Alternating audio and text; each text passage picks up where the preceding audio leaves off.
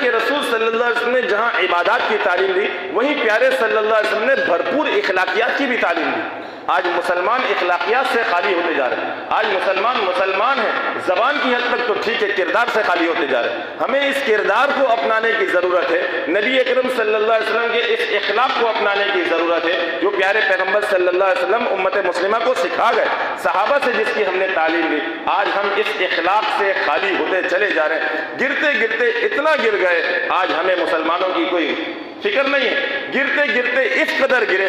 آج امت مسلمہ کی جو نوعیت ہمارے سامنے ہے میرے دوستو، یہ سب ہمارے برے اعمال کا نتیجہ ہے۔ آج ہم اخلاقیات سے، کردار سے اتنا گرے۔ آج جو صورتحال ہمیں فلسطین اور غزہ کی نظر آ رہی ہے، بنیادی وجہ یہی کہ ہم کردار کے مسلمان بچے نہیں۔ آج ہمارا اسلام صرف ہماری زبانوں تک محفوظ ہو گیا، آج کردار پیش کرنے کے لیے تیاری نہیں۔ آج مسلمان جہاد سے اس لیے ڈر رہا ہے کہ موت کو گلے لگانا پڑے گا۔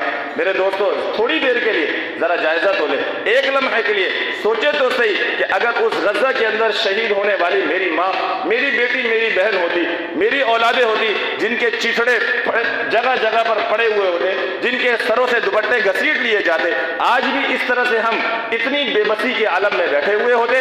بنیادی وجہ یہی ہے کہ آج ہم مسلمان کردار سے خالی ہوتے نظر آ رہے ہیں۔ اللہ کے رسول صلی اللہ علیہ وسلم نے جو اسلام دیا تھا وہ کردار کا اسلام دیا تھا، صرف گفتار کا اسلام نہیں تھا۔ صحابہ نے جو اسلام پیش کیا وہ کردار کا اسلام پیش کیا، گفتار کا اسلام نہیں تھا۔ جو کہتے تھے وہ کر کر دکھاتے تھے، پہلے کرتے تھے پھر کہتے تھے۔ آج ہم کہہ کر تھک گئے، کرنے کو کچھ تیار نہیں۔ بنیادی چیز ہماری یہی ہے۔ آج جو امت مسلمہ ذلت اور رسوائی کا شکار ہے میرے دوستو، اس کی بنیادی وجہ یہی ہے، بنیادی وجہ۔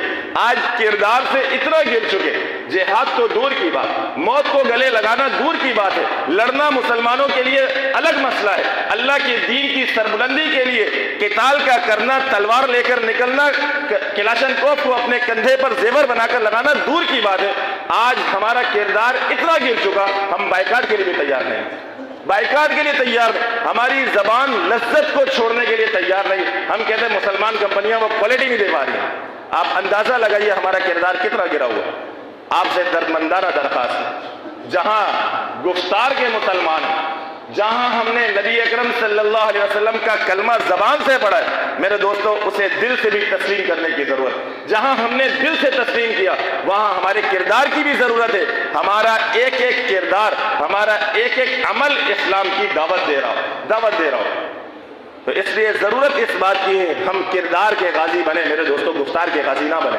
کردار سے اسلام کو پیش کر، جو نبی اکرم صلی اللہ علیہ وسلم کے فرمان کو سن لے، اس فرمان کو اپنی عملی زندگی میں لے کر کے آ جائے۔ اللہ تبارک و تعالی ہم سب کو سمجھنے عمل کرنے کی توفیق عطا فرمائے۔